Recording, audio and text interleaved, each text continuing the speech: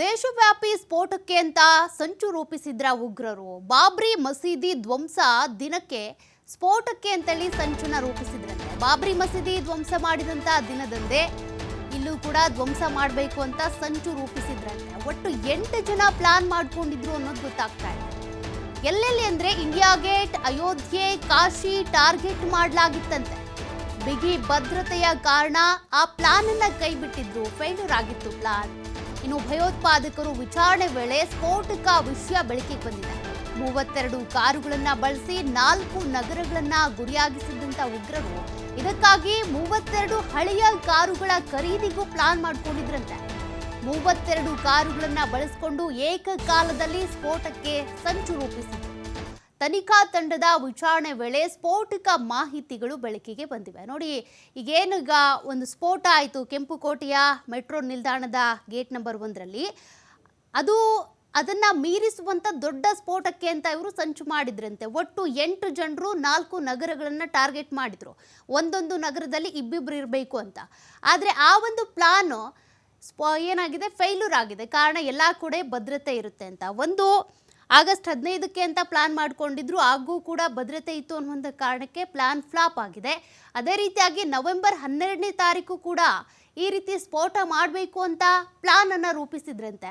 ಅವರ ಸಂಚು ವಿಫಲ ಆಗಿದೆ. ಕಾರಣ ಎಲ್ಲ ಕಡೆ ಕೂಡ ಭದ್ರತೆ ಇರುತ್ತೆ ಅಂತ. ಇನ್ನು ದೀಪಾವಳಿಯ ಸಂದರ್ಭದಲ್ಲೂ ಕೂಡ ಮಾರುಕಟ್ಟೆಗಳಲ್ಲಿ ಸ್ಫೋಟ ಮಾಡಬೇಕು ಅಂತ ಪ್ಲಾನ್ ಮಾಡಿದ್ರಂತೆ. ಕಾರಣ ಜನರು ಹೆಚ್ಚಿರ್ತಾರೆ ಅನ್ನುವಂಥ ಕಾರಣಕ್ಕೆ. ಇನ್ನು ರಜೆ ಇರೋದ್ರಿಂದ ಕೆಂಪುಕೋಟೆಯಲ್ಲಿ ಭಾರಿ ಅನಾಹುತ ತಪ್ಪಿತ್ತು. ಪ್ಲಾನ್ ಪ್ರಕಾರ ಪಾರ್ಕಿಂಗ್ ಸ್ಥಳದಲ್ಲಿ ಸ್ಫೋಟಕ್ಕೆ ಅಂತ ಇವರು ಸಂಚನ್ನ ಮಾಡಿಕೊಂಡಿದ್ರು. ಆದರೆ ಸೋಮವಾರ ಕೆಂಪುಕೋಟೆಗೆ ರಜೆ ಇತ್ತು. ಹೀಗಾಗಿ ಜನಜಂಗುಳಿ ಅಷ್ಟೊಂದು ಇರಲಿಲ್ಲ. ಡಾಕ್ಟರ್ ಉಮರ್ ಹಾಕಿದಂತ ಸಜ್ಜು ಆಗ ಭಗ್ನ ಆಗಿತ್ತು. ಹೀಗಾಗಿ ಕೆಂಪುಕೋಟೆಯ ಸಿಗ್ನಲ್ ಬಳಿ ಸ್ಫೋಟಿಸಲಾಯಿತು. ರಜೆ ಇರೋದ್ರಿಂದ ಕೆಂಪುಕೋಟೆಯಲ್ಲಿ ದೊಡ್ಡ ಅನಾಹುತ ತಪ್ಪಿರೋದ್ರು. ಅಂದರೆ ಈಗ ಆಗಿರುವಂಥ ಸ್ಫೋಟ ಏನಿದೆ ನೀವು ಗಮನಿಸಿದ್ದೀರಾ, ಆ ಸ್ಫೋಟಕ್ಕೂ ಮುಂಚೆ ಅವರ ಪ್ಲಾನೇ ಬೇರೆ ಆಗಿತ್ತು. ಆ ಕೆಂಪುಕೋಟೆಯ ಬಳಿನೇ ಅವರು ಸ್ಫೋಟ ಮಾಡಬೇಕು ಅನ್ನೋ ಪ್ಲಾನ್ ಮಾಡ್ಕೊಂಡಿದ್ರು. ಆದರೆ ಆ ಜಾಗದಲ್ಲಿ ಜನಜಂಗುಳಿ ಜಾಸ್ತಿ ಇರಲಿಲ್ಲ. ಆದರೆ ಕಾರ್ ಪಾರ್ಕಿಂಗ್ ಮಾಡಿಕೊಂಡು ಮಧ್ಯಾಹ್ನ 3 ಗಂಟೆಯಿಂದ ಆತ ವೆಯ್ಟ್ ಮಾಡ್ತಾ ಇದ್ದ, ಜನ ಬರಲಿ ಅಂತ ವೆಯ್ಟ್ ಮಾಡ್ತಿದ್ದ. ಆದರೆ ಅಲ್ಲಿ ಕೆಂಪುಕೋಟೆಗೆ ಅವತ್ತು ರಜಾ ಇದೆ, ಜನರು ಬರಲ್ಲ ಅಂತ ಯಾವಾಗ ಗೊತ್ತಾಯಿತು, ಆಗ ಅವನು ಕಾರ್ ಮೂವ್ ಮಾಡ್ತಾನೆ. 10 ನಿಮಿಷ ಮಸೀದಿಗೆ ಹೋಗ್ತಾನಂತೆ, ಪ್ರಾರ್ಥನೆ ಸಲ್ಲಿಸ್ತಾನೆ. ತದನಂತರದಲ್ಲಿ ಕಾರ್ ಮೂವ್ ಮಾಡ್ಕೊಂಡು ಹೋಗ್ತಾನೆ. ಯಾವಾಗ ರೆಡ್ ಸಿಗ್ನಲ್ ಬಿದ್ದಿರುತ್ತೋ ಆಗ ನಿಧಾನವಾಗಿ ಕಾರನ್ನು ಮೂವ್ ಮಾಡಿ ಸ್ಫೋಟಗೊಳಿಸಲಾಗಿತ್ತು. ಅವರ ಪ್ಲಾನ್ ಬಹಳ ದೊಡ್ಡ ಮಟ್ಟದಲ್ಲೇ ಇತ್ತು. ದೊಡ್ಡ ಮಟ್ಟದಲ್ಲಿ ಸ್ಫೋಟ ಮಾಡಬೇಕು ಅಂತ. ಆದರೆ ಕೆಲವೊಂದು ಭದ್ರತೆ ಇದ್ದ ಕಾರಣ ಪ್ಲಾನ್ ವಿಫಲ ಆಗಿದ್ರು ಕೂಡ ಈ ಒಂದು ಪ್ಲಾನ್ ಏನಿದೆ ಅವರು ಸಕ್ಸಸ್ ಮಾಡ್ಕೊಂಡ್ಬಿಟ್ರು. ಇದರಲ್ಲಿ 9 ಸಾವು, ಅನೇಕರು ಗಂಭೀರವಾಗಿ ಗಾಯಗೊಂಡ್ರು. ಅಂದರೆ ಪಾರ್ಕಿಂಗ್ ಸ್ಥಳದಲ್ಲಿ ಆತ ಸ್ಫೋಟ ಮಾಡಬೇಕು ಅಂದ್ಕೊಂಡಿದ್ದ, ಅಲ್ಲಿ ಜನರು ಜಾಸ್ತಿ ಇರ್ತಾರೆ ಅಂತ.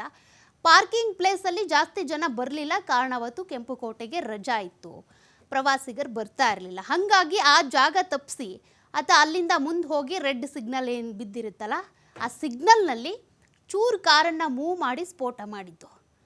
ಅಷ್ಟೇ ಅಲ್ಲ, ಇವರು ಬಹುದೊಡ್ಡವಾಗಿ ಒಟ್ಟು 4 ನಗರಗಳಲ್ಲಿ ಇಬ್ಬಿಬ್ರು ಹೋಗಿ ಟೀಮ್ ಮಾಡ್ಕೊಂಡು ಹೋಗಿ ಸ್ಫೋಟ ಮಾಡಬೇಕು ಅಂತ 26,000 kg ಏನೋ NPK ರಸಗೊಬ್ಬರವನ್ನು ಕೂಡ ಖರೀದಿ ಮಾಡ್ಕೊಂಡಿದ್ರಂತೆ. ಸಾಕಷ್ಟು ಪ್ಲಾನ್ ರೂಪಿಸಿದ್ರು. ಆದರೆ ಭದ್ರತೆ ಹೆಚ್ಚಾಗಿದೆ. ರಾಷ್ಟ್ರ ರಾಜಧಾನಿ ದೆಹಲಿ ಅಂತ ಬಂದಾಗ ಎಲ್ಲ ಕಡೆನೂ ಭದ್ರತೆ ಇರುತ್ತೆ. ಹೀಗಾಗಿ ಇನ್ನು ಏನಾದರೂ ರಾಷ್ಟ್ರೀಯ ಹಬ್ಬಗಳಂತ ಬಂದಾಗಲೂ ಅಲ್ಲೂ ಭದ್ರತೆ ಹೆಚ್ಚಾಗಿರುತ್ತೆ. ಹಾಗಾಗಿ ಇವರ ಟಾರ್ಗೆಟ್ ಮಿಸ್ ಆಗಿ ಇಲ್ಲಿ ಸ್ಫೋಟ ಆಗಿದ್ದು.